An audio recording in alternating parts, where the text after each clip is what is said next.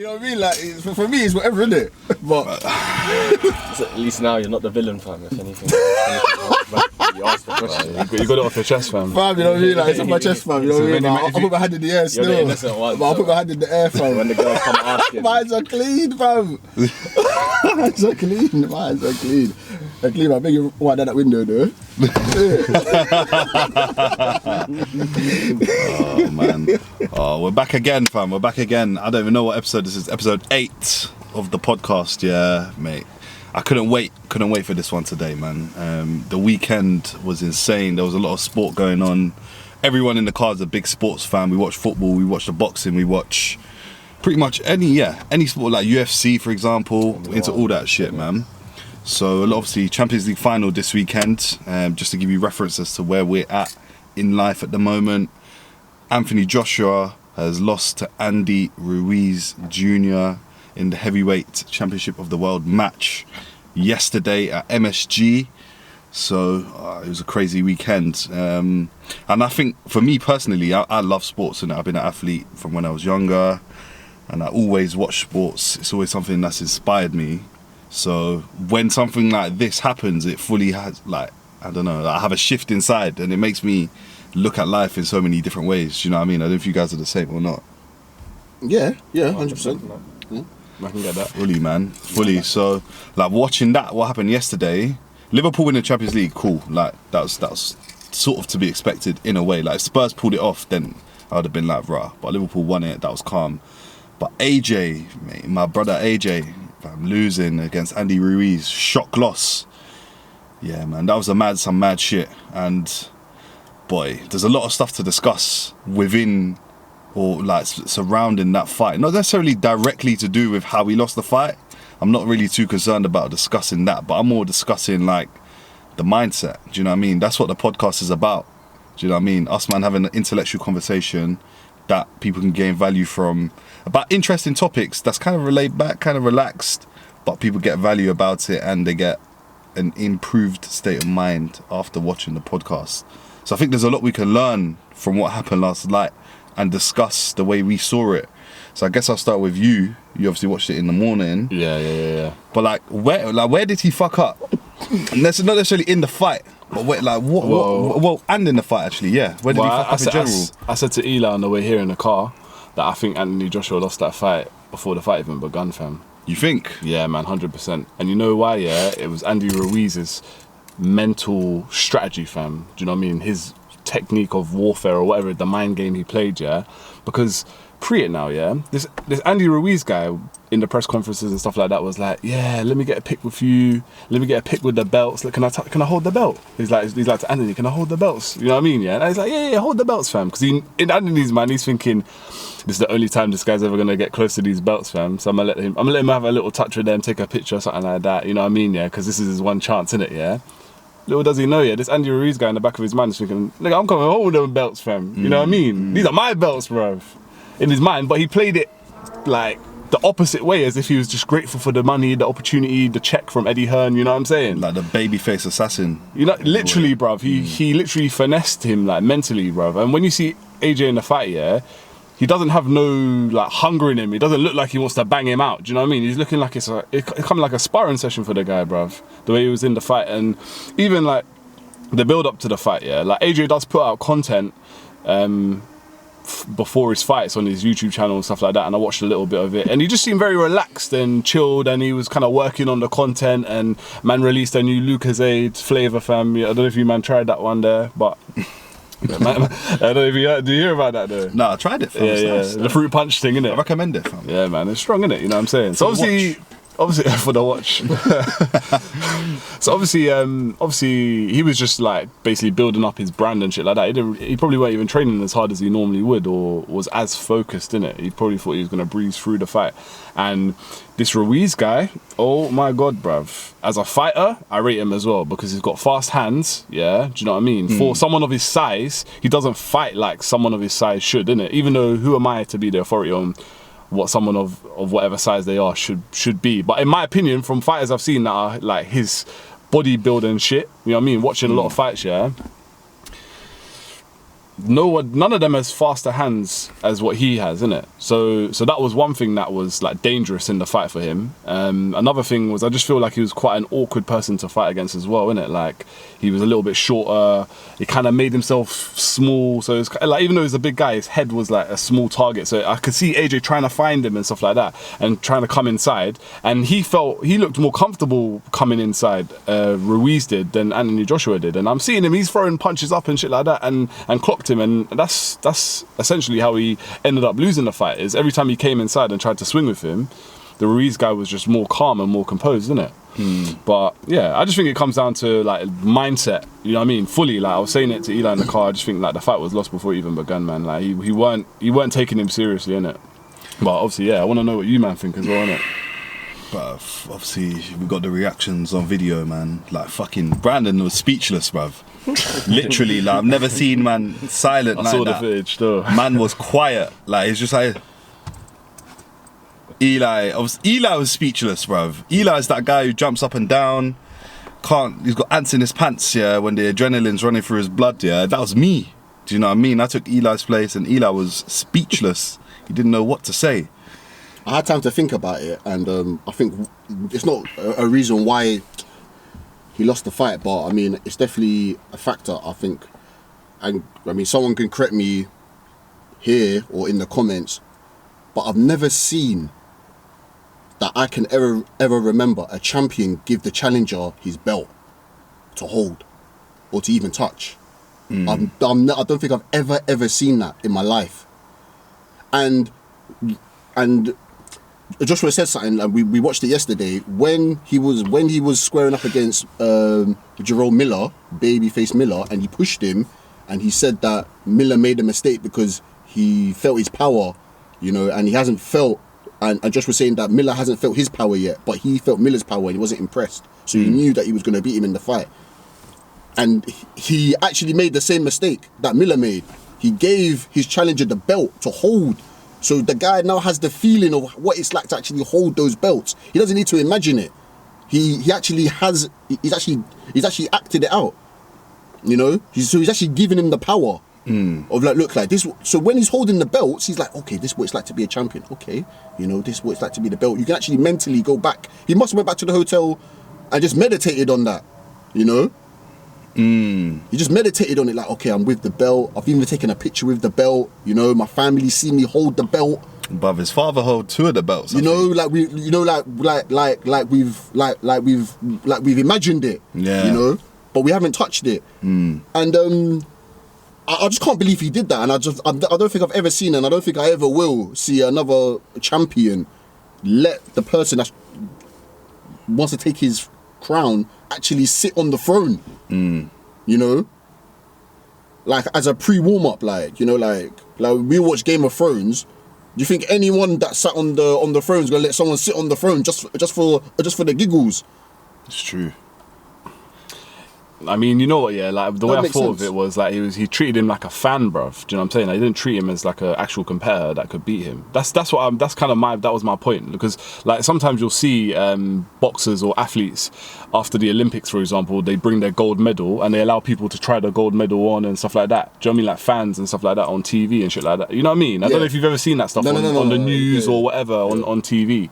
So like AJ was treating my man as if he was a fan, innit? Like not some guy that he was gonna fight. That's what I'm saying. I literally, like, he looked at him as if like, oh yeah, he's never really gonna come close to the belts again. This is kind of opportunity. I'm gonna let his family and his this that hold the belt, take a picture. You know what I mean? Like live their movie for this week. You know what I mean? They're in the garden. You know what I'm saying? Yeah, and that will be it.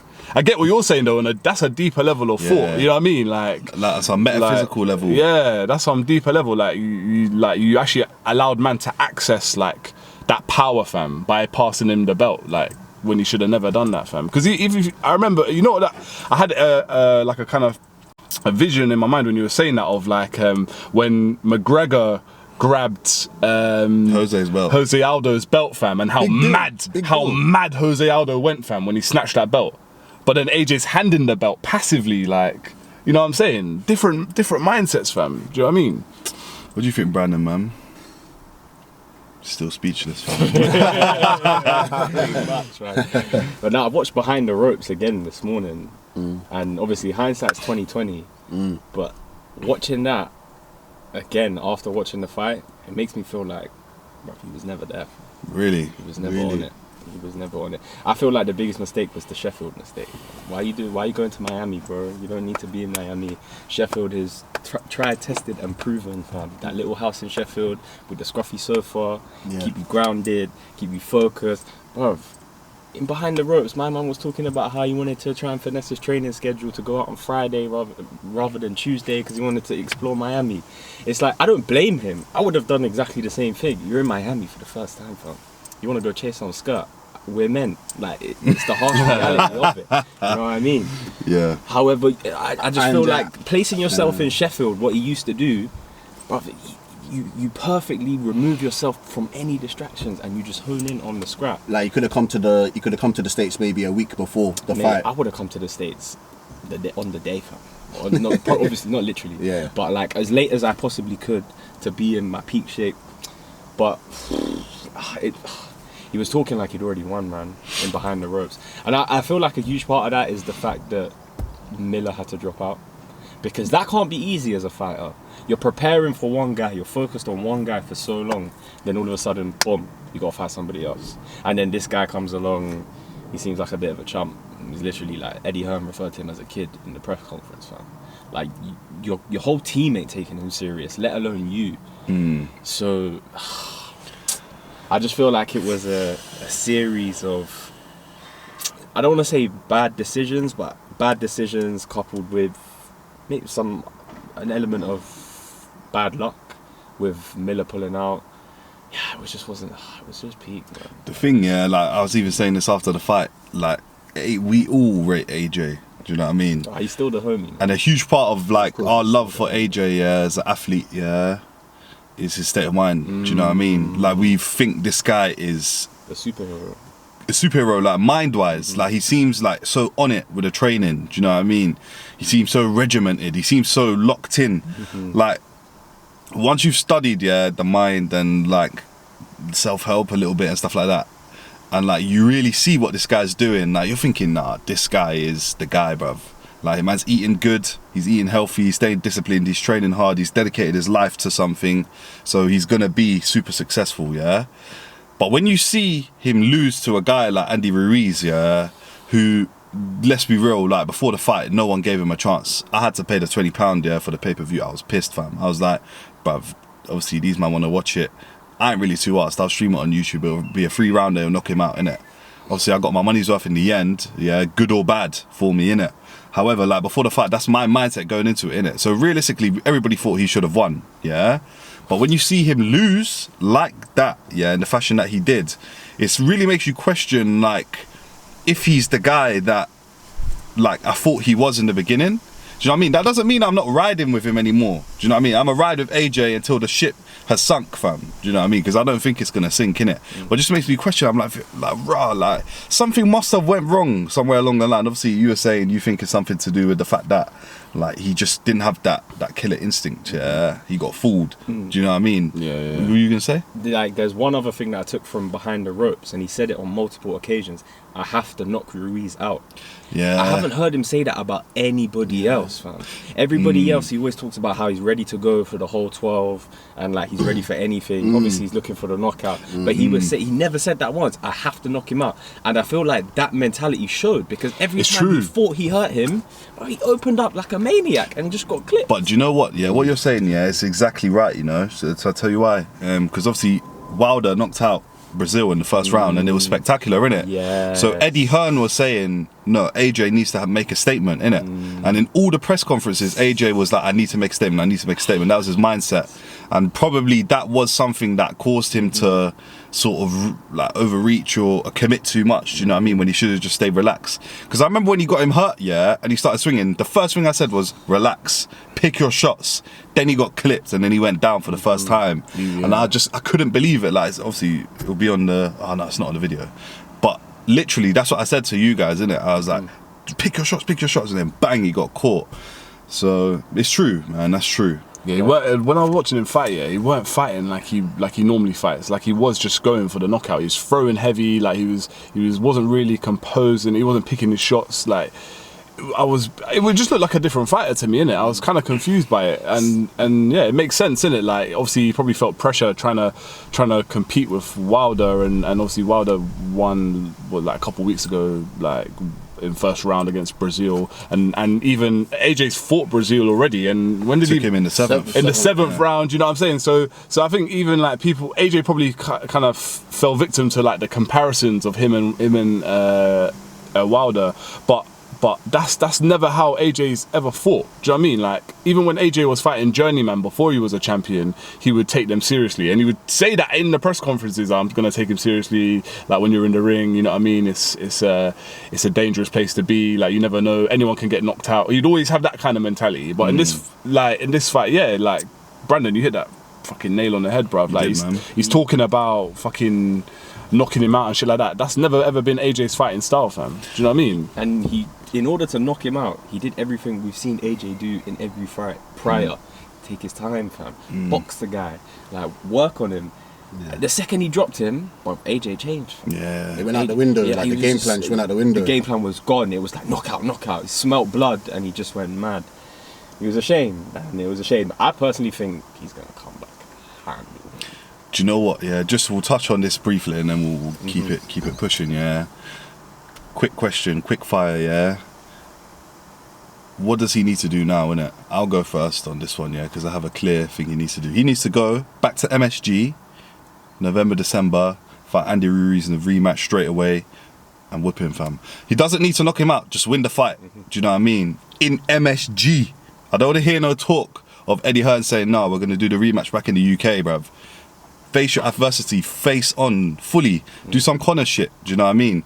Nate Diaz, yeah, he's not a 170-pound fighter. Conor McGregor's not a 170-pound fighter. Nate Diaz is more comfortable at 155, innit? But they decided they were going to fight at 170 so that they could handle the adversity, do you know what I mean? Ruiz will have no problem coming over to the UK to make the fight. He's getting paid, he's held the belts, do you know what I mean? He's cemented in history, do you get what I'm saying? And he's beat him. Do you get what I'm saying? So who come to the foreign soil? But why don't you say, nah, do you know what? I want the situation exactly the same as it was before. I want to go back to New York. Do you know what I mean? Because let's say he beats Ruiz on home soil. Every man's still going to say, or the haters, yeah, are going to say, well, you couldn't do it in America, could you? Do you know what I mean? Why don't you just clear that up now? Yeah, every single layer of adversity that he's faced in this first fight, he needs to overcome again, bruv. Do you know what I mean? I'd like to see him add a layer. I'd like to see him go to Mexico. Oh, that's what my that would sister be said. Greece. But that would even be my Greece. sister said, my sister mentioned, like, what if Ruiz just turns around and says, I want it in Mexico? He is the champion. But if I'm AJ, I'm like, you're champ, bro. Let's go. And I'm yeah, you go there and you take it. You take it out of Mexico. I can't even believe Eddie Hearn's is even stipulating what Where the thing's it about. was, I can't even believe that. I was surprised by shocking. that, like how Eddie Hearn was talking straight after the fight, like we're gonna do the rematch in England or whatever. Like the way he was probably he said it like 5 times, bro, as if to say that was like a factor, fam. It's rare that we see Eddie emotional, but he was emotional, man. You see his face in that 7th round because you can see him so clearly when you're watching the fight. I've never seen his face like that before. His golden boy, he could see his golden boy falling, fam. Like that, in my opinion, that interview came from straight emotion. Yeah, man. They got to do it. They got to do it in Mexico or in New York, man. They have to, one or the other. If he goes to New York and takes it up another level, that would be a special moment, man. And if he could come back for it, I don't give a shit if he wins 12-round decision. Yeah, and he does it in Mexico. And he wins it, and he's overcome his adversity for me. Do you know what I mean? Even Vegas, man. As far as I know, a lot of Mexican fighters, they normally fight in Vegas, right? Or isn't that like a thing? In New York still. I do want it in New York. Obviously, if it's in Vegas, like it's like a late fight, innit? So see, I think AJ's already proved to us that, like, if he goes in with the right mindset to take it all the way, he'll end up knocking him out, man. Exactly. Because the way he was fighting up until the first knockdown was as if he was fighting for the whole 12 rounds. And when he knocked him down, I don't know about you, but like, I was like, it's done. I didn't that alongside, like, I didn't really feel it coming. I just, like, AJ was so chilled. I didn't see it, and then I was like, rah. At least AJ has that. At least AJ knows that he can knock him down. At least he knows that much. See, if it wasn't for that, I wouldn't be as confident. But because of that knockdown, bruv, if you're AJ, you're going back, you're watching that footage, you know you can do exactly what you did in round 1, 2, and 3 for 12 rounds if you keep your mindset throughout the whole thing. Also, as well, before you move on, Carter as well. I just want to just say it's also, you know, like that cliche line or like money isn't everything and everything. But in moments like this, it really isn't about the money. Like, so say someone like Joshua, I was reading, like, he got paid 20 million for the fight. Right? He lost, but it's, I mean, on face value, you're like, raw, 20 million. Oh, okay, cool. But it's not about the money, it's the legacy. You know, when you lie down in your bed, you know, like what they're gonna put on your tombstone, you know, when it's all said and done. Beat by Andy Ruiz, man. You know what I mean? No, but it's not even that, like, it's just like the legacy, you know, like your image, your brand, you know, like how Everything you work your, for, innit? yeah, like everything you've worked for, you know, the money is just a byproduct, and you know, like, so I just think about that as well. I'm just like, okay, like, yeah, like he made a lot of money from the fight, win, lose or draw, but it gets to a certain level that the money doesn't matter, and it's really about your legacy and what you're going to be remembered for, and that's what's going to keep you up at night. Yeah, he's there, man. Yeah. Like, he ain't worried about money. No, yeah, exactly. I agree, Yeah. Like, he's not worried about the money. he ain't Exactly. worried about the Like, money, yeah, man. like he's not worried about the money. Yeah, him But and his kids are set. Him and his kids are set for life, man. and I think that's a good point as well. I mean, like, I know, like we chat about money and stuff like that, but there will become a point that the money is secondary. You know, and that's when you're, you know, like that's when you're thinking about legacy and what you're gonna leave behind. You know, when it's all said and done, and I'm not at that moment yet, but you know, it's just an interesting point, you know, like, and at what stage do you, I don't know, does someone feel like that, you know? Do you think there's a monetary value on that? On, Like, do you think you need to hit a certain level of freedom, financial freedom to, I don't know, you know, Like, what that's would, very personal. yeah, I that's think like what if you I feel mean. you've Yeah, I was gonna got, say that, like if you feel you've got everything that you need, you know, because like, yeah, Depends on what you want. yeah, it depends on what you want, you isn't don't it? even need money to create a legacy. If you look at like Martin Luther King, Mandela, like them Mandela, like it wasn't about Picasso, peace first, Yeah. then legacy. Like they're just on this thing of, Some of the It's like greatest the- artists of all time never saw a penny. Yeah, the money's a True, man. byproduct. Their work became famous after they died. Exactly. Yeah. That's real shit, man. So it's interesting. Just something that I was thinking. I don't really know how to articulate it properly, but just along those lines of. No, you No, I know, think you did well. I think you still. did well, I man. get it. I think you did well, man. what kind of lessons like have you learned from the AJ loss that you can sort of take into your own life? Would you say? Never underestimate your opponent, fam. But is that something you could take into your own life? Yeah, well, I think like I feel like in work or in life or in anything, yeah, like you kind of there's always an opposition. Do you know what I mean? Or there's always something you're kind of working against, if you know what I mean. Even in sales, like it's a weird way to put it of saying like your client could be like your opposition, but they kind of are. Like you're trying to like win a sale, do you know what I mean, or whatever. And you might think that just because this person's got money and they they're designered out or whatever, they can afford. It's going to be easy to sell to them, but they could be the most meticulous client you ever have. Do you know what I'm saying? So, or on the flip side, yeah, this is the maddest one that I've seen, yeah, in my like work as a salesperson is like the bummiest people, fam. Like young, like they could be like young, like uni guys, like wearing fucking like their university sweatshirt, like some next Russian guy, Bournemouth University, yeah, 20 years old, yeah, came into my shop, dropped 6 bags, fam, with me. One of my biggest sales I ever had at the time, innit? Do you know what I mean? You met Uber.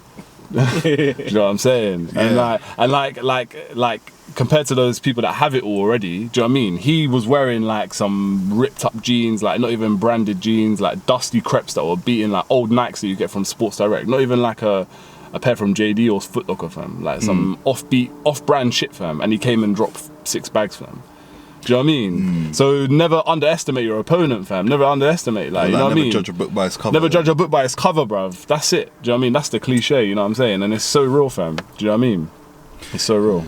Boy, the thing I would say, and like they sort of hinted on it after the fight, like you heard it a little bit, yeah. And I think this is so true. Cool, he's got an L on his record, yeah. Taking his first loss, yeah. His O is gone, yeah. But I think the true test of a man or woman is how they come back from adversity. Do you know what I mean? And I had a chat with someone like the other day at work, innit? And we were basically talking like, I said this to him, well, I threw this out there, yeah? I want to get you guys' opinion on it, yeah? Like, let's say life was so easy. Do you know what I mean? Let's say money literally grew on trees and you could go pick it or pluck it off the stems of the trees. Do you know what I mean? Let's say you can get any girl that you want to get in life. Let's say, like, you could just do anything you wanted. You were a god. Do you know what I mean? You created your universe, like, fully created it, and there was no barriers, no obstacles that you need to overcome. Like, do you think you'd still want to play the game of life? What would really be the point of playing the game? Man? That's, bro, I thought about this shit the other day, yeah, and that's what made me think, like, the obstacles, yeah, is what make the game fun. L. Ron Hubbard said himself. Exactly. Journey.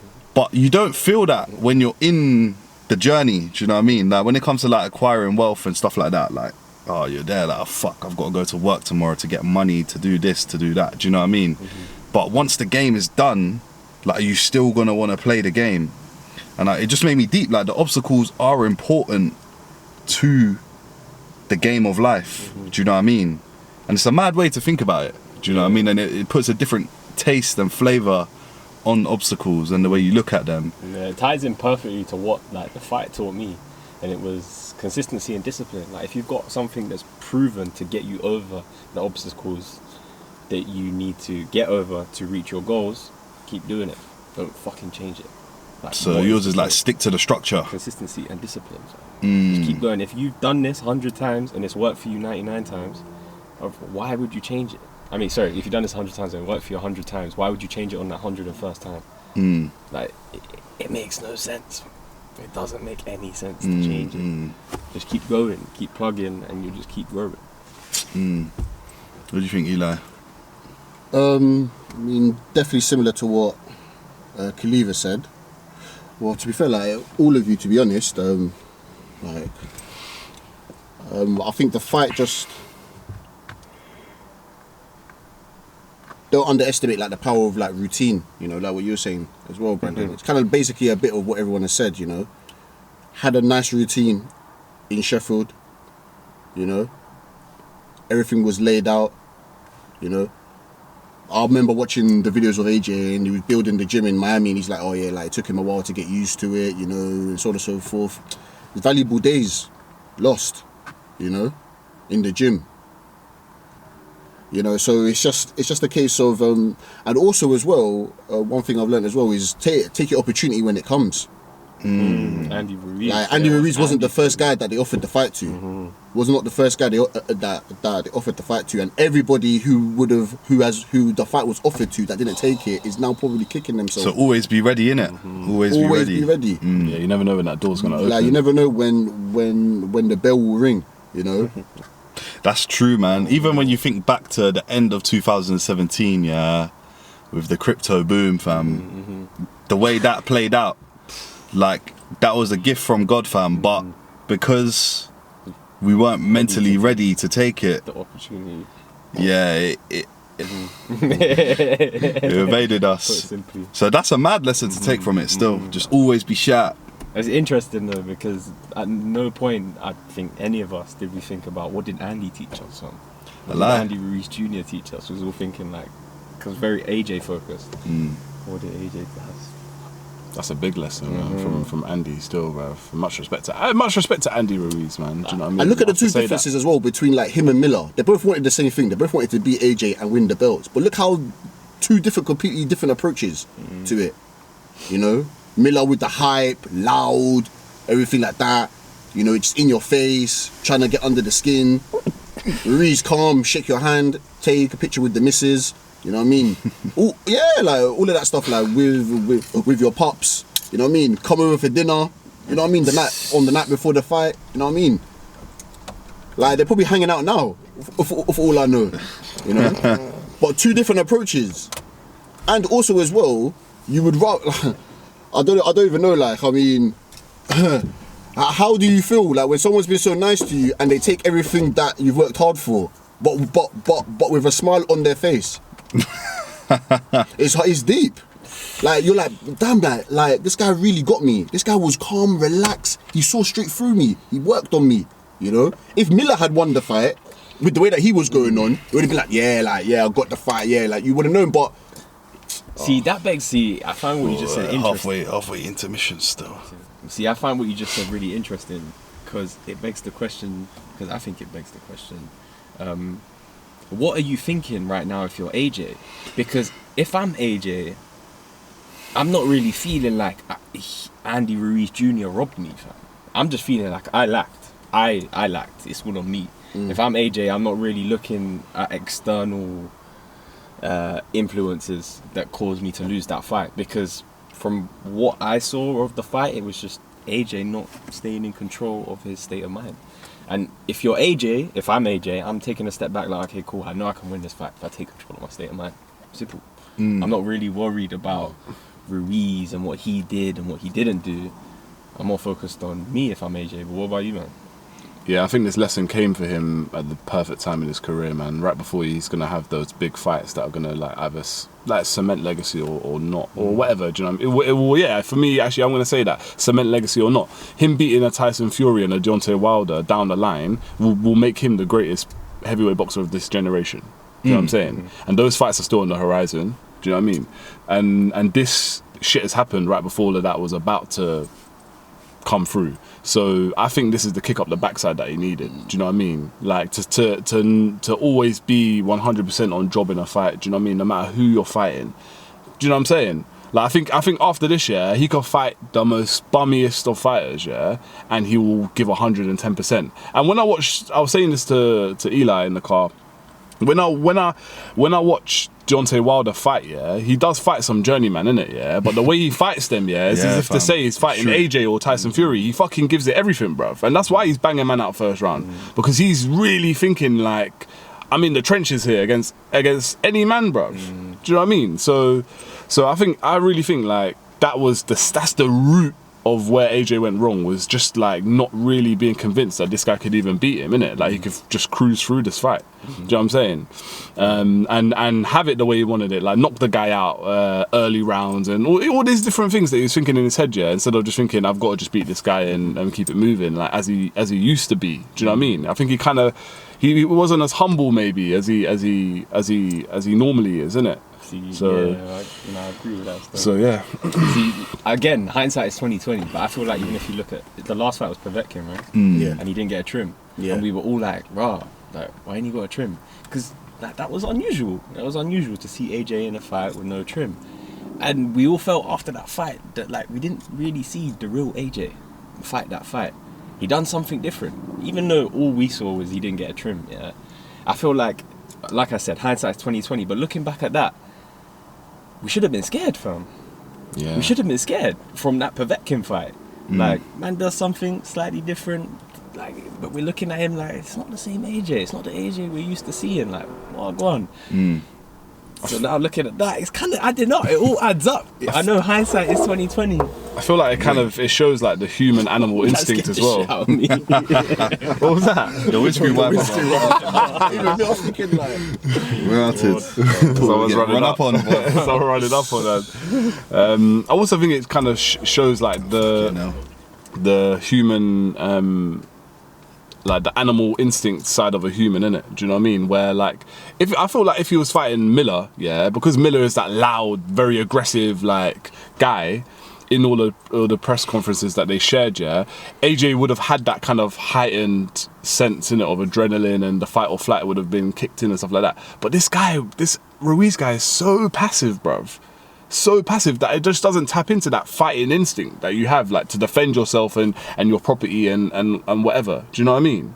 So I really feel like if he was fighting Miller, he would have peppered him and he would have won the fight. Do you know what I mean? But I feel like I just think like this Ruiz guy just played it so sweetly, man. I have to give it to him, bro. Like, I have to. And he let him hold the belt, and he let him hold the belt. He would never let Miller hold his belt. Never, fam. Do you know what I mean? And that's what I'm saying, isn't it? He would have got defensive. Like, if we're moving on slightly, a good transition is like the way people responded to the loss. So obviously Tyson Fury said, look, you have your ups and downs. Do you know what I mean? Peaks and troughs in your career. It's heavyweight boxing. Pretty much one shot could change the course of the fight or whatever. Whereas Wilder had the complete opposite response. He was like, you were never the true champion, this, that and the next. So like, how do you handle haters just in life in general? Do you know what I mean? Everybody experiences it, where people are trying to block them and make them Like, what's your thoughts on haters? I've never actually spoken to you guys about this before, but it'd be interesting to get your views on haters and how to handle them, and even some stories, experiences that you've been through, man. But they got an Eli, man. No, I would say like I always say if you haven't got haters, then you're not doing anything right. But you know what? That's what I was actually gonna say. Yeah. That's literally what I was gonna say. Like That's you have to, literally what I was because a saying. guy that is sitting at home doing absolutely nothing, like why would you need to hate him? You know? Oh, I hate that guy. Well, why? Well, I don't know. But I hate that guy. It's always because he's doing something, he's got something, said something, you know, looks a certain way, you know. So if you're not doing something right, or you're not using what you've got to your advantage, then people are always gonna hate, right? Mate, a lot of like people, man, they stop doing stuff. But do you know what? Well, do you know what I find fucked? Yeah, is like a lot of people stop themselves from doing stuff before they've actually got haters. Do you get what I'm saying? So the idea of haters stops them from moving forward in the first place. Yeah. Do you know what I mean? Yeah. So like, it's the chance of future judgment from a hater that would stop someone doing something. And I think it's just a case of you just gotta, like you said, do you know what I mean? Like it is what it is. Like just it's Take part it and as a parcel. Yeah, just use what you've got. Just use what you've got. If you're getting hated, then you do something right. Yeah. Take it as a compliment. If I'm AJ, I'm not responding to anything. When I see Tyson, I'll say thank you. Like, I appreciate your words, but if it lines up, then we're gonna go at it. But I respect you, like, because I feel like it was a very honourable thing for Tyson to do, because he's been there, he understands it, Well, yeah, and he knows he's a bad man. He ain't got nothing to prove, fam. That's one thing I love about like that side of fighting and martial arts. Like when somebody truly knows what they're about, they can say shit like Tyson said, fam. That's why I don't believe in Wilder still. I think AJ's going to duppy Wilder, personally. That's just my opinion. Because like he's got too much bravado. He's got to prove something to the world. Whereas Tyson's just like, I get it, fam. I've been there. I've been there, fam. I think a lot has to do with the way that Joshua reacted to the loss as well, because if he had been on some, I was injured, or you know what I mean, like I didn't have enough time. If you just imagine he had been on that kind of vibe, then it would have been a completely different reaction. I mean, I think a lot of people, for the majority, well, at least in this country, are just pretty sad that he actually lost. You know, Like it's like your boy just lost in the ring, fam. it's That's just like, what it oh feels damn, like. like yeah, like, It's so I like think- you're hurt. Yeah, Last night I was hurt, fam. That's what yeah, I was there's a lot of pain. Bro, it's the fighting pride of this nation. You know what I mean? Mate, It's, do you know what? Yeah, one thing that, like, let's say, I don't know who I was saying this to. I think it was you, Kaleva, yeah? But if AJ loses to Ruiz again, yeah, God forbid, and let's say he just takes a tumble, like his career sort of tails off, yeah, and he doesn't live up to what we think he is. Mate, what a job, bro, by Eddie Hearn. And I say it like it's funny, yeah, to hear, but that guy needs a lot of credit for the skill, yeah, that he has in the field of branding and promotion and marketing. Do you know what I mean? And it's all through social media. It started off on IFL TV. Went shout out to IFL, innit? Always providing the goods, yeah. Started with the interviews and stuff like that and building rapport with your audience, innit? And I think you can learn a lot from that as well when it comes to, like, if you wanted to grow a personal brand and things like that, like we were talking about last week, mate, you have to put yourself out there. You have to speak to the camera, connect with the people, man, because people want to know who you are. Do you know what I mean? Every ring, yeah, every arena, every part of the world, yeah, that Eddie Hearn talks in, the fans boo him, but they want to hear from him. Do you know what I mean? it's pantomime, isn't it? Yeah, it's part of the show. Like, Do you remember get when what you were I'm in saying? school, yeah, and they're like, oh no, you're not. Oh yes, I am. And all the kids are like, they're fuming, brother. The villain, like, he plays that character so well, and it's part of the boxing, isn't it? And everyone goes and they want to hear Sweet Caroline and all the rest of it. He did that shit, fam. Marketing's amazing, man. Sweet Caroline in MSG. Mad. Marketing, yeah, is unreal. Do you know what I mean? Think about how much comfort that song builds. Like, I remember you talking about how McDonald's as a brand has mastered the whole marketing thing because you're comfortable. Anywhere in the world, you go to a McDonald's, it's going to be exactly the same. But man brought Sweet Caroline to the MSG film. He basically made it feel like he was in Wembley. Yeah.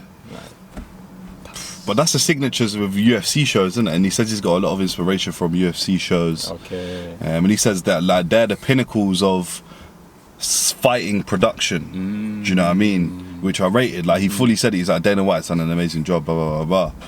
So he's getting a lot of stuff, like Bruce Buffer, like it's just the usual thing, we're used to it. Do you know what I mean? Every city, Bruce is there with the same intros, funky ass suits. Do you know what I mean? So yeah, man, I think that's something that a lot of people should watch as well, man. We were talking about relationships last week, yeah. I don't know where we left off in the conversation, but I think a rough idea was what makes a good relationship. And we said, look, we'll pick that up again. So here we are. It's a week down the line. I guess we carry on with the conversation, yeah. And it started off with you, Brandon. I think you were saying mental stimulation, yeah, is something that makes you sort of stay in a relationship long term. Do you know what I mean? You've been in 2 long-term relationships, yeah. What other key factors are important in, I don't know, within your experience? One thing I've realized recently, in recent time, become very apparent to me with my missus, like getting really serious into the whole gym thing and that, is your drive to grow yourself.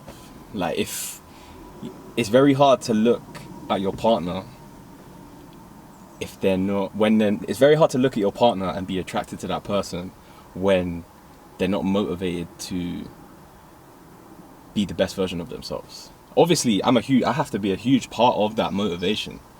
However, I can only do so much, right?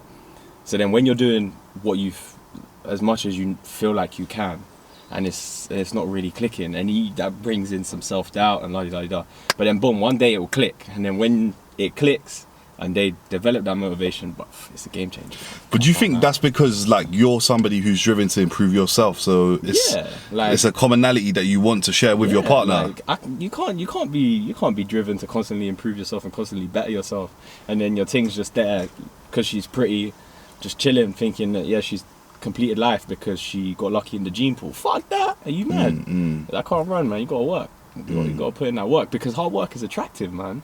Like the same way women find us attractive because of how hardworking we are, it goes both ways. Like, if we're in a relationship and you're lazy and you're always making excuses and you're always moaning and being a little bitch, then, like, I say bitch as, like, I would have called myself a bitch if I was talking about a man, so all you feminists, shut the fuck up.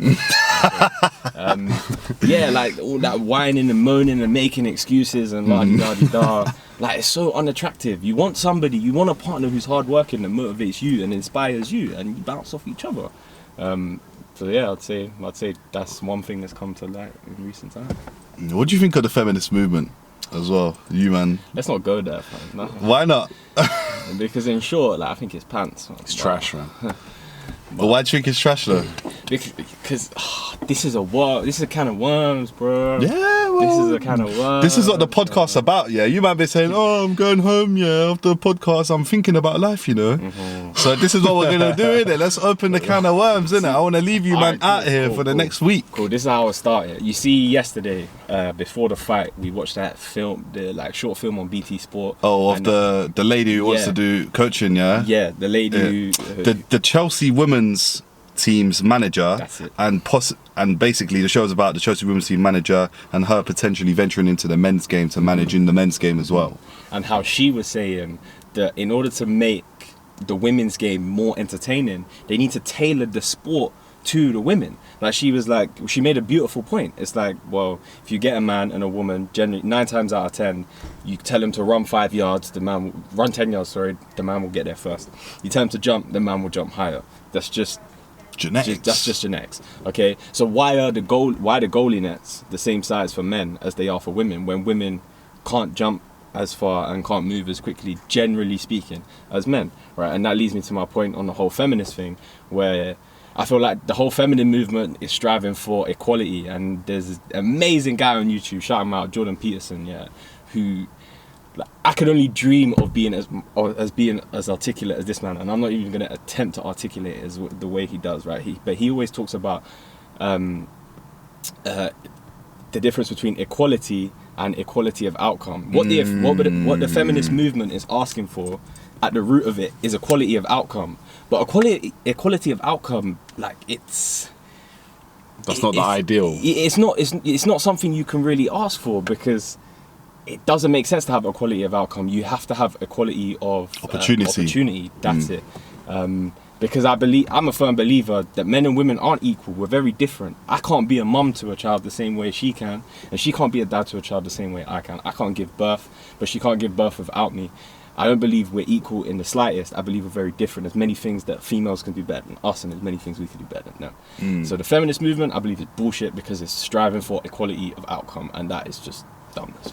What do you think, Eli, man? You grew up in a household of 2 sisters, innit? So, and your mother, obviously. So, it'll be interesting to get your perspective, because you've been around women a lot more than us guys in the car, I guess. I mean, yeah, like, it is very different, you know. I mean, I can only speak of it from like a guy's point of view, but just as a guy, that's why I'm very big on, you know, like a man being able to provide and look after his own, you know. Like, I'm not gonna be, you know, if someone like smashes my window, like, I'm not gonna ask my missus to go and check who it is, you know. Do you know, yeah, one thing you always say though, yeah, and I do need to bring this up on the podcast, innit, yeah, and open the can of worms a little bit more, yeah. You have this sort of mindset which is like, if the relationship ends, yeah, or if something goes bad in the relationship, yeah, you always look at the man. Yeah. So where did you develop that mindset? It's kind of similar to what, well, not similar. And what like, how comes the woman doesn't have a role to play though? No, not necessarily like that, but it kind of feeds off what Brandon just said, with like the whole complaining and stuff like that, and moaning. Like, you know, I'm just like, like my girl cheated on me. Okay, bro, that's bad. Let's get that out of the way. That is very bad. However, if we go back from the very beginning of the relationship, right? How on earth did she come to the conclusion that she was wanting to do that? You know, where have you dropped the ball? Because she had to decide. Yeah, but what does she not have a part to play though? Is it just not her though? And also as well, even if, and some people may say, oh, like she's just like that. Yeah. But as a guy, you should have seen the signs from very early. Your spider sense should have been on alert. Yeah, because a lot of men will get with girls and then they'll realise what the girl's about and they'll leave the girl before it even becomes a relationship. But you're specifically talking about if the relationship falls apart. Do you know what I mean? It's the man's fault. Yeah. So that can't even be an excuse of like the woman was that way anyway, because like the man would have sussed that out from early, innit? Do you know what I mean? And then what were you gonna say, Brandon? Yeah. You were gonna say something just there, innit? Like if she's got to the point where she's decided putting another man above you, that having potentially a one night stand is more valuable than your relationship, like, it's down to you to make that relationship valuable to her, fam. Yeah, more than a one night stand. Yeah, so you fucked up. It's on you. Like, okay, cool. She was wrong, innit? She was that bad. point, like, I ain't saying, like I ain't saying that. That I'm just numb to it and all that kind of stuff. There, of course, it's bad. But I've always got to be like, okay, where did I go wrong? Because I'm a believer. You know what I mean? And people out there, don't kill me. But look, I'm just a believer that in terms of a relationship, a female...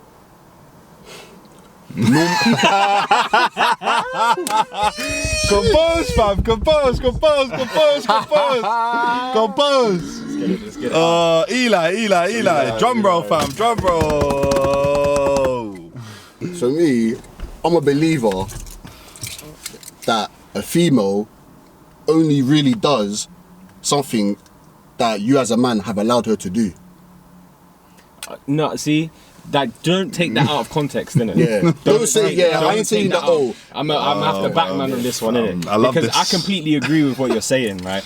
Don't take that uber literally. Don't take that completely out of context. Just breathe on it.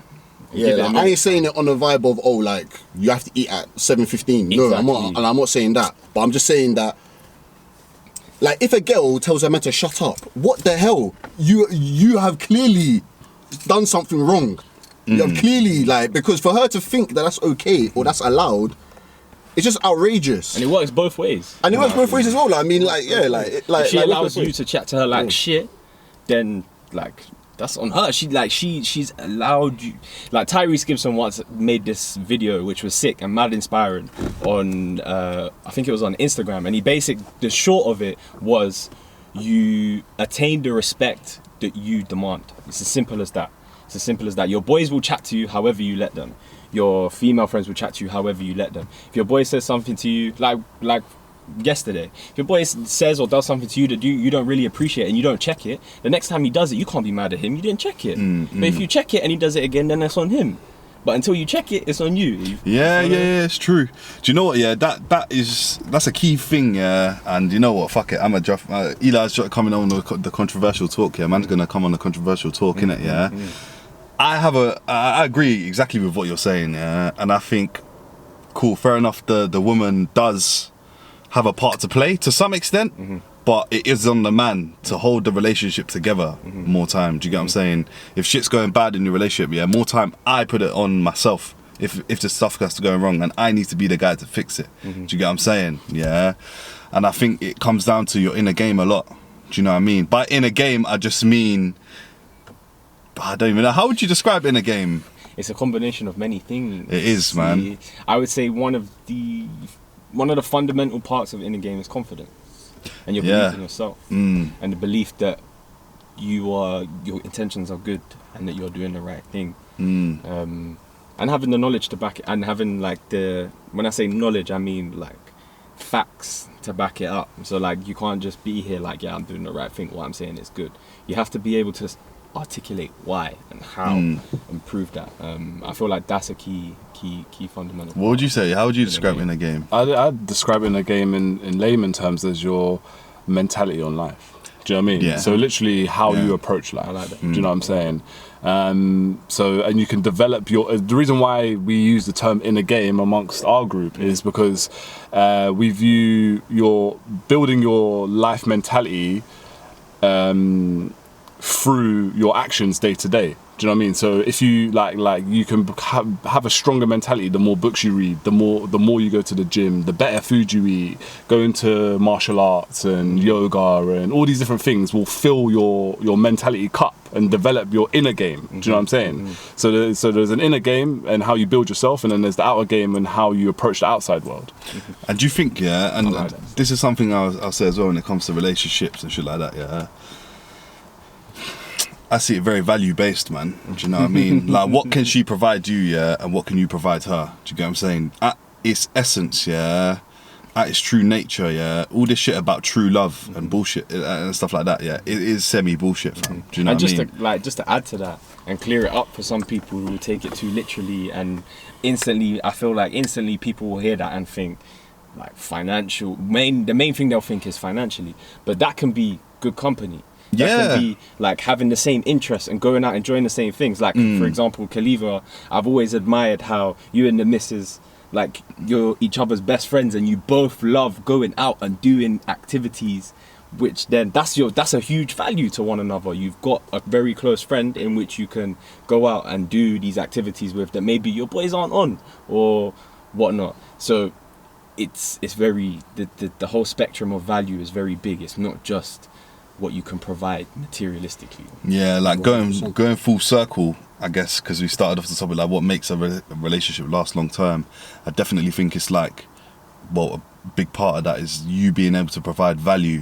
Do you know what I mean? And even in terms of just getting a female in your life in the first place, like what value can you offer her? Do you know what I mean? Outside of your dick. Straight up. Like, what can you actually offer her? Yeah, exactly. Anyone will give her the dick if she's hot enough, bruv. Do you know what I mean? Do you know, it's the truth, it's the harsh truth. Anyone will give her the dick if she's hot enough. So outside of your penis, yeah, what have you got to offer this girl? Can you offer peace of mind? Have you got money in the bank? Do you know what I mean? And people are going to say, oh, she's a gold digger if she likes you because you got money in the bank.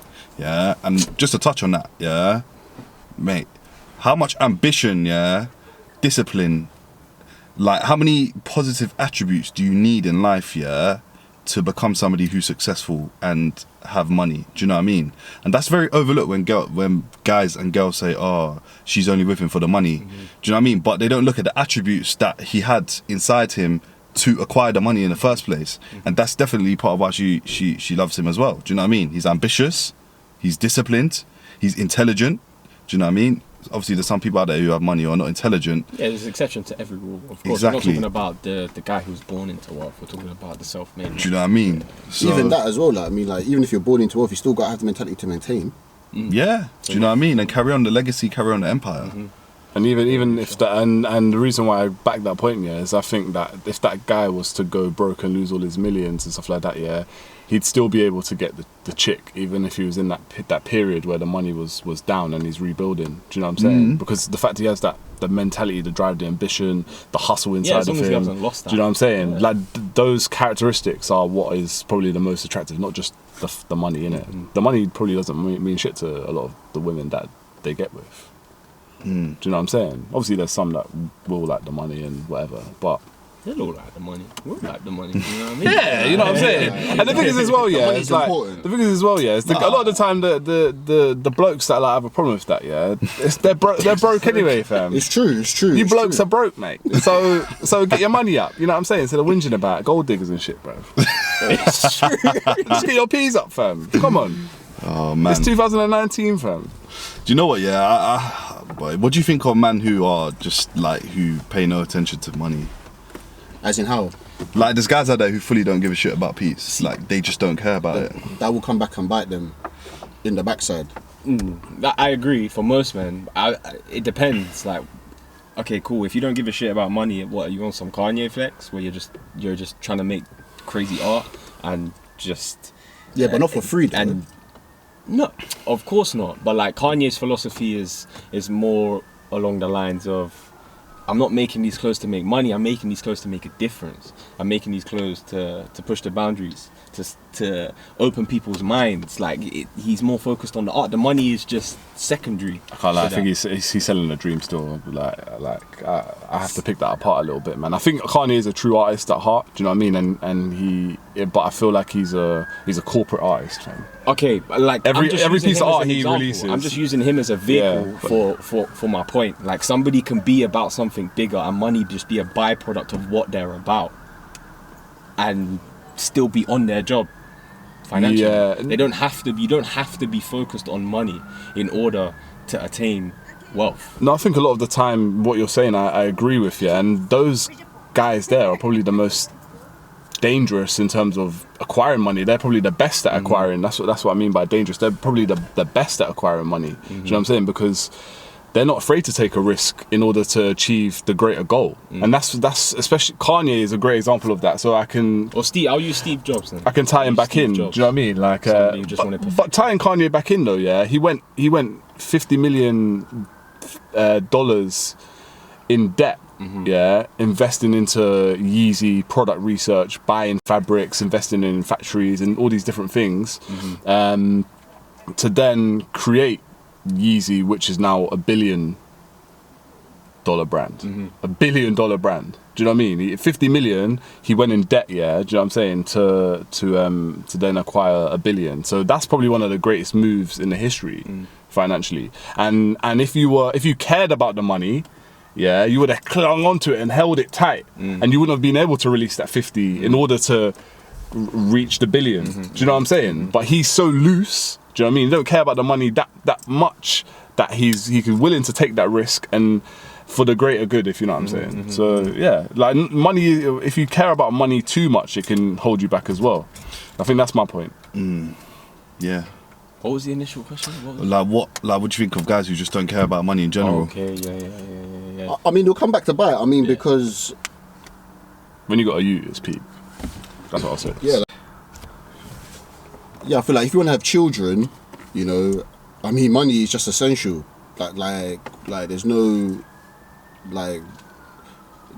amount of love that's gonna buy your child's uniform to school, like, you know. It's so true, fam. Literally, like put food on the table Yeah, like, every put food on the night. table, You know what I everything mean? like that. Every morning, like lunch money, school trips. Do Do you know what I'm saying? Shoes upon their feet, fam. You know what I mean? Like, You're Pitney looking like a crap, fam. I feel like all of us here, have been in some oversized fucking school uniform, fam, just so it will last a year or two. Maybe some hand-me-down. Fam, us two at the front, we're brothers, yeah. I'm the older one, yeah. This guy definitely wore like my old school uniform at times, fam. Do you know what I mean? Like, I ain't saying it's bad. Like, I mean, of course, like I'm sorry to drop it, but obviously it's a reality, and that stuff gives you character. You know what I mean? That stuff makes you want to hustle, especially for children. I mean, like, you want your child to have a better life than what you done, you know, and anything that you failed on or didn't do or missed out on, you want your child to experience, you know. So money is just involved, regardless, you know. So like it doesn't matter. Like, so you want your child to learn better. You know, you can take them to a good school or after school classes. I mean, I've worked with. I mean, I haven't got any children, but I've seen. I mean, of course, I know so many people that have that have children. I've worked with them, and it's the number one thing. It's just the number one thing that is discussed. Money, you know. Like, there's no option. Like, you wanna take your child, or like your missus can't work because she still has to look after the children. So now there's only one income coming in. Before, when you met, there were two incomes, you know. But now the income's low, and you know, just financial stress on the relationship, and that causes breakups. Now I know a lot of people are gonna say that money isn't everything, but really and truly, even to just get from A to B, like you need a car, you need to pay the rent, you need to pay the bills, you know. Top up the oyster, everything. But there's people out there, yeah, like fully, like they're like, I don't give a shit about money. Do you know what I mean? But when your child, yeah, is like, look, dad, mum. But you know what though, yeah, I've kind of got a problem by the way we're trying to argue towards this person that they should care about money. I've got a problem in the way we're doing it, because we're basically saying like, you do it for your kids. Do you know what I mean? But like, fuck it, man. Respect yourself first and foremost, innit? If you don't care about money, you don't respect yourself, innit? Like 50 Cent said it best, fam.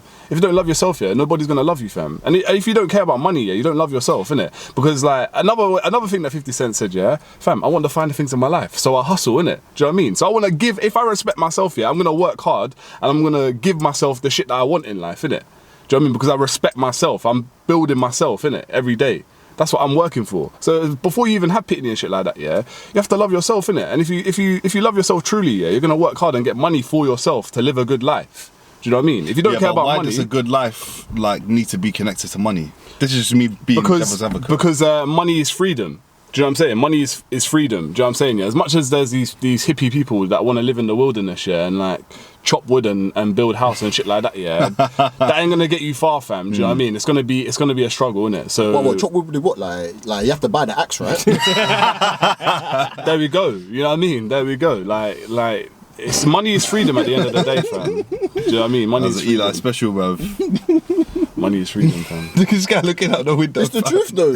It's just the truth. Like I'm sorry. I mean, it's just the way that I look about it. I mean, money is just essential. Like it's not everything, but when it comes down to, or like you want to eat healthy. I mean, to eat healthy, gosh, I mean, like it costs arm and a leg sometimes. Mate, but money is such a taboo topic, man. There's certain people you can't even chat about money with. Do you know what I mean? Or try and enlighten them, like, you know what? I think you should get out of debt, you know. And they're out here like, bro, what are you talking to me about that for? You know what I mean? Like, who are you to say that? Like, money is... Why do you think it's so taboo? I think, yeah, like a lot of people, yeah, the people that don't, not everyone, but a lot of the people that don't care about money, yeah, they've got trauma from money, fam. They've got trauma, like, from money. Like, at some point in their life, they were on the road to success and whatever, and something traumatic happened and it fell apart, and the money is connected to that. Do you know what I mean? And they can't ever, they kind of realize like I can't, in order for me to get more money and get myself back on my feet, whatever, yeah, I'm gonna have to face this trauma and these demons that I have, and they're not willing to do it. So the money is like a side effect of that, and they say, well, I don't care about money, innit?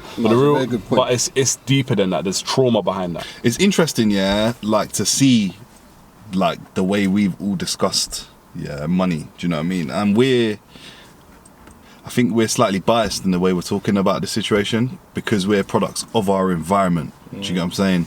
Like our parents, for example, yeah, I can only speak for us two, but our mum doesn't really put a huge value on money. Nah, she don't. She treats it like a hooker. Do you know what I mean? It comes in, yeah, I might slap it around for a weekend, then get rid of it. Do you know what I mean? If it comes to me, I'll enjoy it for a couple of days, then I'll just fuck it off. Do you know what I mean? I don't really give a shit. I'll use it when I like for whatever. Like, you know what I mean? Just don't take care of it. I don't invest it. I don't nurture the money. Yeah, the same way you nurture like your relationship with a girl. Do you know what I mean? Just treat it like a slapper. But kind of look at it now is like obviously we're trying to move house as a family, and now it's like now the money now it's like, oh shit, money is important. Do you know what I mean? And the reality finally like slaps in the face. Do you know what I mean? Like actually like.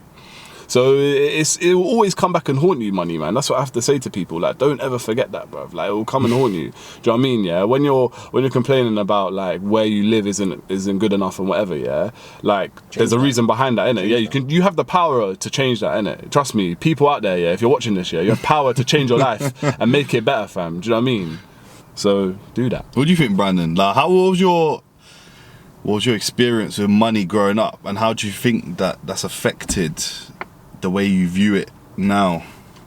Yeah, see, my experience was weird, man, because I lived Monday to Friday evening with my mum, who always portrayed poverty to me and always portrayed money as being something that was hard to come by and something that she never really had, living paycheck to paycheck. Little did I know she was actually stacking on the side, not investing or anything, so it wasn't that great, but just saving, innit, just for a rainy day, and she saved herself a nice sum, so she was actually more comfortable than what she let off.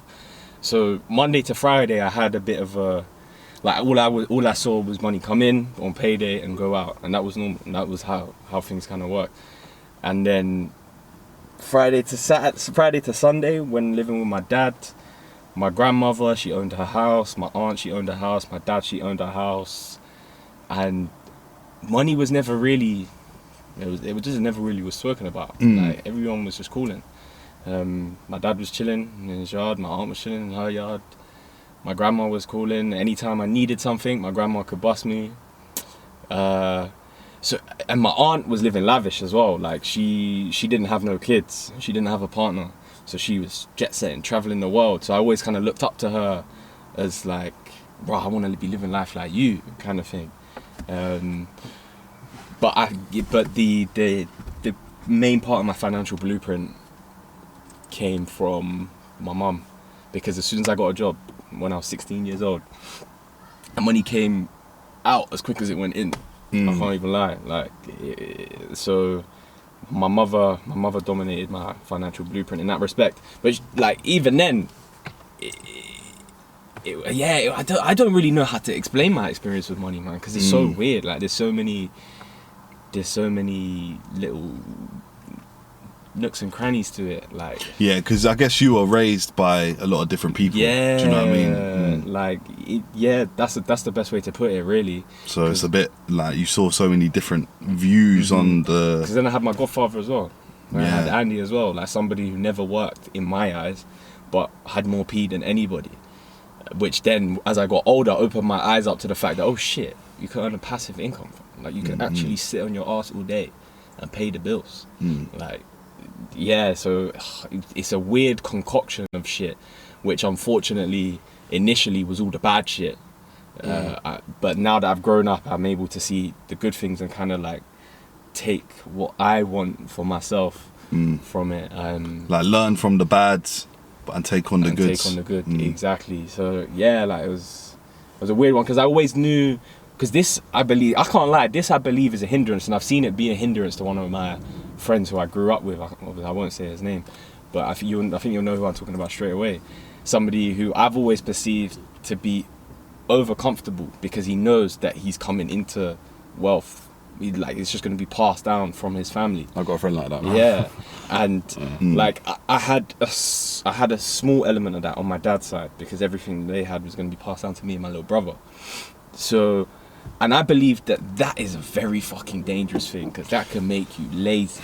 That can make you seriously lazy, man, and make you over-comfortable. That's something that I've struggled with, you know. But on the other side, like, shit's not been comfortable. Do you know what I mean? Like, I've grown up in the household with my bro, like, sharing a room and do you know what I mean? It's been tough. Fam. Yeah, I've seen some of it. Man's wearing man's school uniform, you know what I mean? Obviously, like, always stay fresh, you know what I mean? Mum was quite handy on the sewing machine, so she kept me looking fly, the crep were there when they had to be there, do you get what I'm saying? Yeah, she always kept us in a good crep, you know. So, like, my mum's done what she can to some extent. Obviously, I feel like she could have done a few things differently. I ain't gonna go into that. Listen, I see. I feel like with that, this is a personal thing between us two, but I disagree. Like, I just want to back my mum in on this and say, like, from what I saw, as a pitney, where my mum, from what I saw as a pitney, where my mum came from, like the struggles that she went through, like with our dad, personal matter, innit? We're not gonna go into that on the thing, but like where my mum came from as a single parent, like to raise us as well as she did, like how articulate we are. We're not fucking gangbangers, innit? And we're a bunch of niggas, innit? We're not some gangbangers, And she always made sure we had food to eat, even if it meant that she missed a meal, innit? Do you know what I mean? And she always put clothes on our back and shoes upon our feet, innit? You know what I mean? Like, she did the most that she could, you know what I mean? I agree, like, she isn't fucking Richard Branson, innit? You know what I mean? Like, she's not the greatest, like, in business, whatever. But he did say differently. He didn't say that. See, I'm not trying to say, I'm not trying to take away that, like, from the fact that, like, mum has not done everything in her power to make us, like, the best versions of ourselves, innit? That's what I'm trying to say. It's more than ones where, like, do you know what, boys, I'm so broke, man, I haven't got any money, do you know what I mean? Like, I'm just so stressed out of money. Next day, she'll walk in with some fresh Clarks upon her feet. And you're saying to mum, like, right, where you get them Clarks from? I thought you had no P. Do you know what I mean? No, I mean, that does annoy me, innit? Exactly. You know what I mean? It does annoy me, innit? You know what I'm saying? You know what I'm saying? It does annoy me still. But when it was crunch time for her, innit, like, when she didn't have shit, she did, like, work hard and get herself to a position. And I kind of think, like, the reason why I'm a bit, like, more understanding of why of her doing those things is because I feel like that might be something that heals her. Like, she never had those things, and so she now that she can, even if it means like it's making her broke, like, she's doing it because it like comforts her or something like that. Do you know what I mean?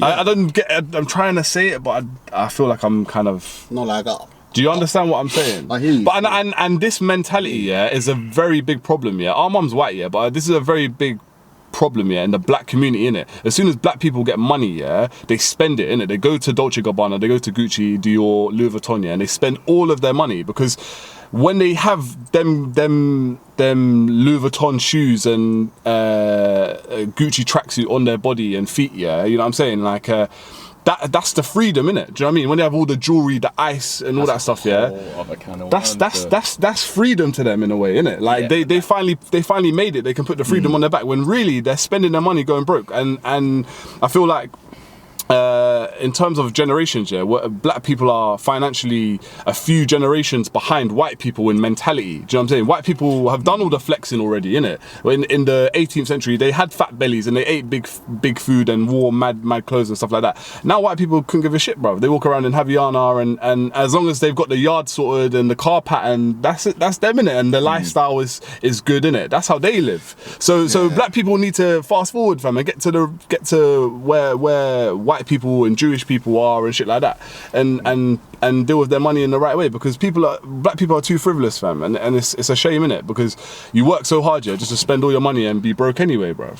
What do you think, Brandon? I don't want to say all black people, I want to say the majority of people that I feel like that's too simple of a way to put it still, because I feel like the whole need for the whole stereotype surrounding young black people and flashing their wealth as soon as they get it and la-di-da-di-da.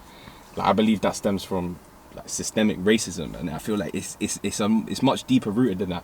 And the reason why I say that is because I myself, my mother's white, my dad's black, but my dad's side of the family were the more financially stable ones, the ones who had land, the ones who owned their own bricks and water and provided arguably better for their family in doing so. So they were actually they were ahead of my white side of my family.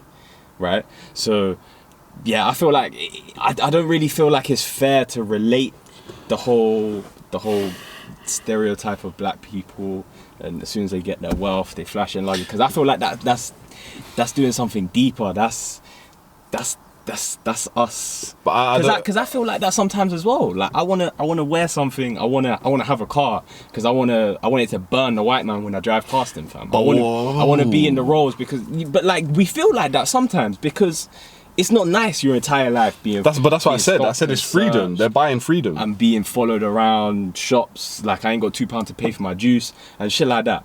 Like I feel like it comes from a deeper place than just us being generations behind. Because if, for example, if my grandma heard somebody say that, she'd be confused, fam, because she's sitting on her land. Her children are sitting on their land. So like, but I did put a disclaimer out there that it's not all black people. No, I know.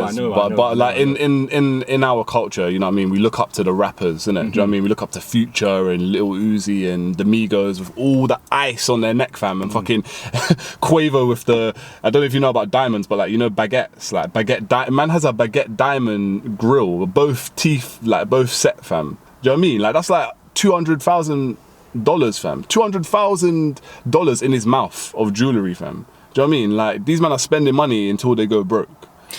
Even Floyd Mayweather, fam. Do you know what I mean? All the richest black people that we see, like, that have the spotlight, yeah, they flex in it. And obviously Jay-Z speaks about it, like, you know what I mean? Like, how Jewish people own a lot of property and credit, and black people spend their money in the strip clubs, isn't it? It isn't a stereotype. Like it's facts. Like there is a lot of successful black people that do that with their money, and a lot of the white actors and musicians and stuff like that. Look at Ed Sheeran, mate, fam. Man wears dusty crepe on stage and shit like that, and he came from the grime scene. People forget that, fam. Why isn't he rocking mad ice chains and shit like that? Bro, man's worth like 400 million, fam, or some shit like that. But you know what, yeah? I have to disagree. Oh, yeah. Do you know what, Joe? I want to lock the podcast now, man. I want to lock it now, yeah? No, the reason why... my piece there. Like, you haven't let Eli speak. But you know, we've got like another 13, fam. Might as well just let it run, innit? Cool. Eli, say your piece, man. Say your piece. No rush.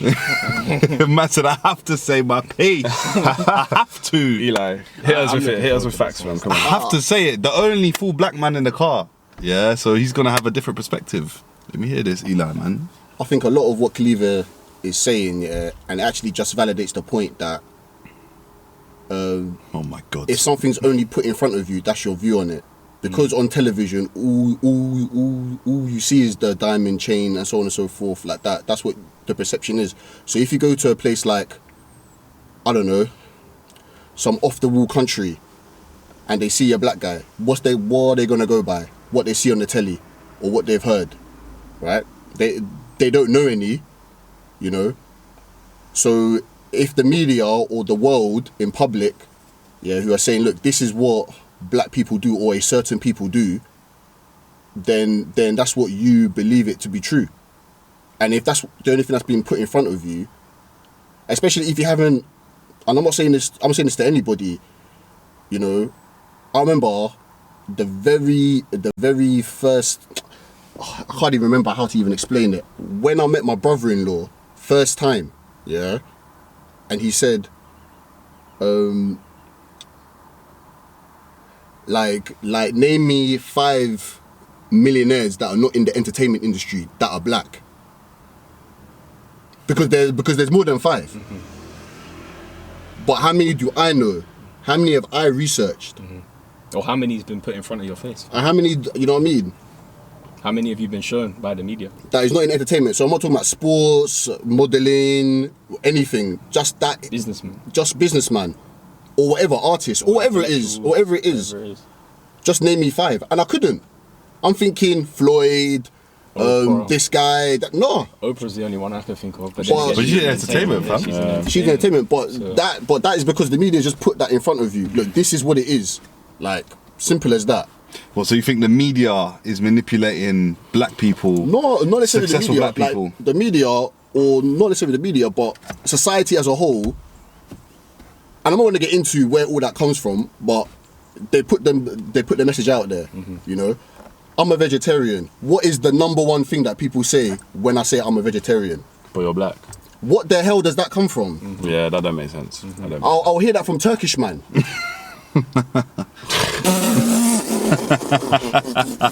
I'll hear that from so many different groups of people, and I'm like, what the hell, like. So what did you they're disagree like, with then? What did you disagree with that he said? That's what black people are like, because they're... No, but I put the disclaimer out there because... Because Eli, you got to understand, you got to understand, like... Wait. No, but I just have to say this, I have to say this. He has barely spoken, fam. He's barely spoken. Everybody's been speaking. Allow him to carry on.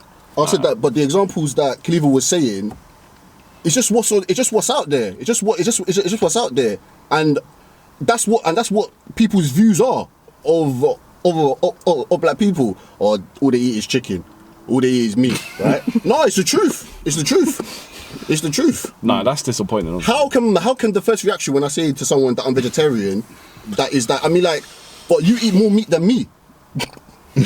Man said I got a Turkish man saying it, to be fair. But like, you're like I'm not trying to put anyone in a thing, like, but just say for example, but like I've had like say like a Turkish guy say, but you eat meat, man, like, but all black people always that eats meat. But I'm like, yeah, but you eat meat as well. Can you not stop just eating meat? Like, I mean, like, it's just why does the color of my skin have to dictate what I eat? Because that's all he knows. But if that's all you know, or that's all you've been fed, you know, then that's just what it is.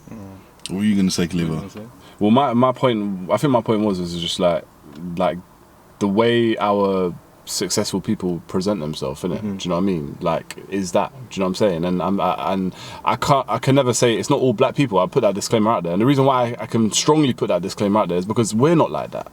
Do you know what I mean? We don't really live like that. So like, we don't really care about fucking bust down watch and all that shit. Do you know what I mean? Like, it'd be nice to have, but like, that's when you've got mad money, fam, when you can really spend it. And there's certain guys in the industry, I feel, that move like that. So like an artist, like I say, is like that, yeah. He's not full, he's half black, Drake, innit, you know what I mean, yeah. He wears like fucking like expensive clothes and shit, but he doesn't wear flashy clothes. He wears like suits and shit. Do you know what I mean? And that's the kind of guy I would probably be like, because that's what I'm into. I like suits. I like Hackett. You know what I mean? Like I used to work there. You know what I'm saying? So I like that shit. Do you know what I mean? It doesn't necessarily mean like So I can put that disclaimer out there and say not all black people are like that. There's a lot of black people that are like successful, and they're not frivolous with money, and they operate great control of money. Do you know what I'm saying? To the point where like money isn't even spoken about. Like Brandon's whole family, bro. Like, it's the black side of his family. Do you know what I mean? And there's a lot of white people out there that are shit with money, and they're broke. Do you know what I mean?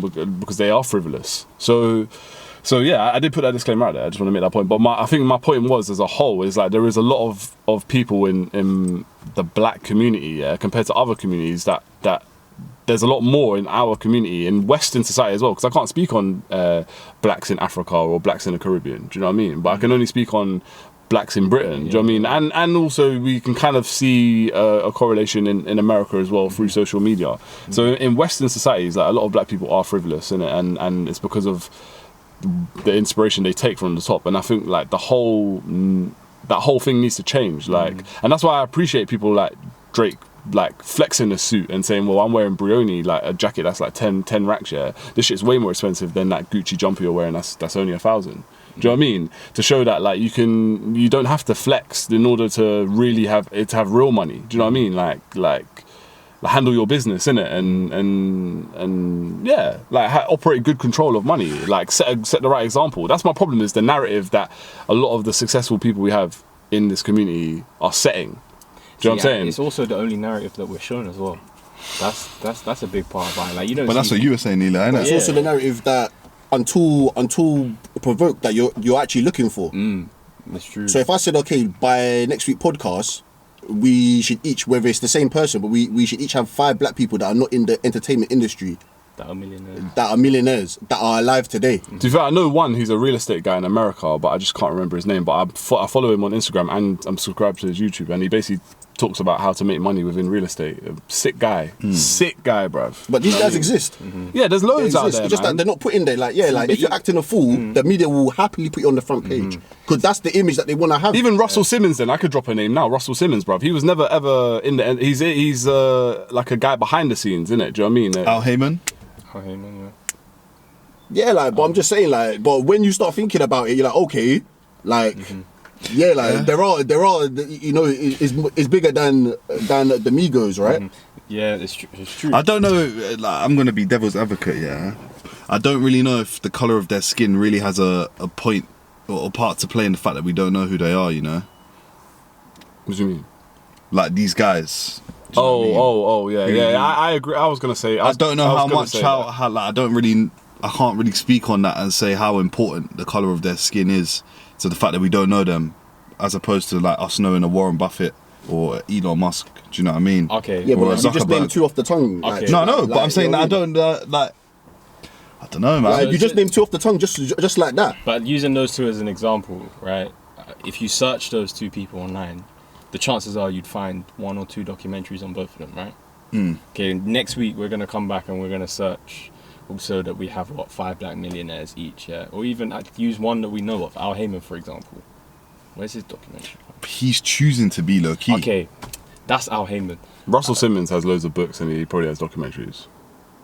Okay, but where are they, fam? They're not. Where are the adverts for these documentaries, fam? They're not. The point that I feel like Eli was trying to make, that I actually agree with, is the fact that it's not thrown in our face as much as a Warren Buffett story is. It's not. It's just not. That I don't believe that can be argued, because that's fact. Warren Buffett's name is thrown in our face much more than, I don't know, the greatest black businessman. Why don't we know the name of the greatest black businessman? Why is that not thrown in our face? The greatest ever black investor. Why is that not thrown in our face, fam? Well, I think a lot That's of my question. a lot of our greatest businessmen. I mean, you have to, bruv, you have to really be honest with ourselves as black people. Yeah, that we are behind generationally in terms of wealth compared to white people. We are behind them. Why? How? Because Why? of slavery. We're behind them, bruv. White people had us as slaves, and they made money off of us for free, fam, working as people, bruv. And now we're not slaves anymore.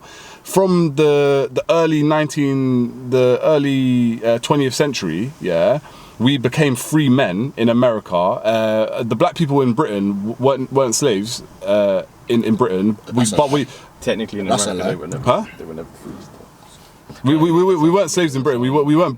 Black people in Britain weren't brought to Britain to be slaves. That is false. Where's the plantations in Britain, fam? Lord have mercy. There's no.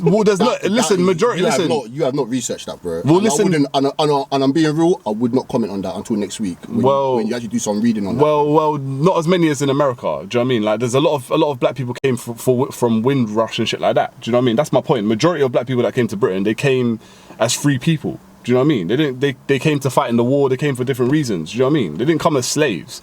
But the Africans that got taken to America, they got taken as slaves to work on a plantation. And the Africans got taken to the Caribbean as well. And that's why Jamaicans are that's why there wasn't black people in the Caribbean before the British took them to the Caribbean to be slaves. That is my point. Do you know what I'm saying? Obviously, there is black people that got brought here to be slaves in Britain as well and work in houses and shit like that. But there isn't no plantations in this country because the weather doesn't allow that. What do we grow here, fam? Potatoes. Wait, hold on. Did you say that there weren't black people in the Caribbean until they were brought there? There was indigenous, Native American type people there. Okay, cool. There wasn't African blacks until they were brought as slaves. Is that right or wrong? I'm impartial, fam. I don't know any. All I'm saying is that for that there, if you haven't, and I'm not saying because I have, but Bro, 400 years ago, yeah, there was, I don't know. there was I don't know Indians. how- There I don't know was how sure you are. there was like Native Americans. There was Native Americans in the Caribbean. There wasn't black people, African black people, bruv. Like Jamaicans are known as black, like, but they're African. who? As the moderator, yeah. Eli, bruv, come on now, bruv. When you think of a Jamaican It's not- person, you think of a black guy with dreadlocks, fam. You don't think of some Native American type person, like an Indian red-skinned person, do you? As the moderator, yeah, the sun's going down, innit? Yeah. Let's lock it off here, innit? We have a lot to discuss, I guess, the next time we link. Yeah. The camera's died, the sun's going down. We're going to go into this in a bit more depth next week. Obviously, we're 4 men from the black community, and we haven't actually discussed the black community on the podcast yet, which is mad. I'm from the white community as well. Of course, but you know what I mean. Like we're part of the black community. Do you know what I mean? Yeah, from both sides. Man. Yeah, we're from both sides, innit? Yeah. So we'll discuss that in another podcast because we haven't covered it yet. I hope you enjoyed. Let me know your thoughts on this one. It was an interesting one. A lot of different topics talked about. It's the longest one yet. Hope you enjoyed. Hit the like button, subscribe. Yeah, if you got any questions on the back end of this one, drop them in the comments box. Do you have any questions for the people? Oh, for the people? Yeah, because I want to know what you guys thought of the AJ fight. Yeah. Down below, man. Yeah. I really want to know. Let me know what you learned from the AJ fight. That's what I want to know. What takeaways do you have from his loss? Do you know what I mean? What can you learn from that? What can you learn from Andy Ruiz's win as well? Drop that down below. Like, share.